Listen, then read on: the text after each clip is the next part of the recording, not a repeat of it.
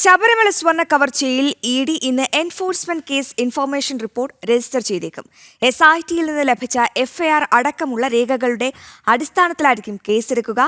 Kochi zonal deputy ഡയറക്ടറുടെ നേതൃത്വത്തിലുള്ള സംഘത്തിനായിരിക്കും അന്വേഷണ ചുമതല. FIRലെ മുഴുവൻ പ്രതികളെയും ഇ.ഡി. ചോദ്യം ചെയ്യാനും സാധ്യത.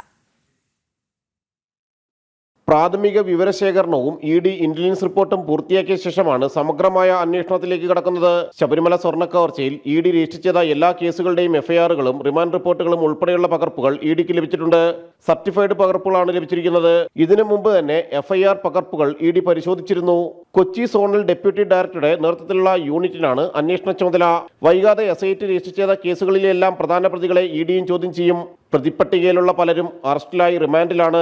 കോടികളുടെ കള്ളപ്പണ ഇടപാടുകൾ നടക്കാൻ സാധ്യതയുള്ള ശബരിമല സ്വർണ്ണക്കവർച്ച കേസിൽ ഇ.ഡി. അന്വേഷണത്തിന് സാധ്യതയുണ്ടെന്ന റിപ്പോർട്ടാണ് ഇ.ഡി. Intelligence ED. ഡയറക്ടർക്കും സമർപ്പിച്ചിരുന്നത്. ശക്തമായ നിയമപോരാട്ടം നടത്തിയാണ് SITയിൽ നിന്ന് പ്രധാന രേഖകൾ ഇ.ഡിക്ക് ലഭിച്ചത്. ക്രൈംബ്രാഞ്ച് FIR പകർപ്പുകൾ നൽകാനാകില്ലെന്ന റാന്നി മജിസ്ട്രേറ്റ് കോടതി ഉത്തരവ് റദ്ദാക്കിക്കൊണ്ട് ഹൈക്കോടതി നിർദ്ദേശിച്ചതനുസരിച്ചായിരുന്നു ഇ.ഡി. കൊല്ലം വിജിലൻസ് കോടതിയെ സമീപിച്ച് രേഖകൾ വാങ്ങിയത്. ജനം, കൊച്ചി.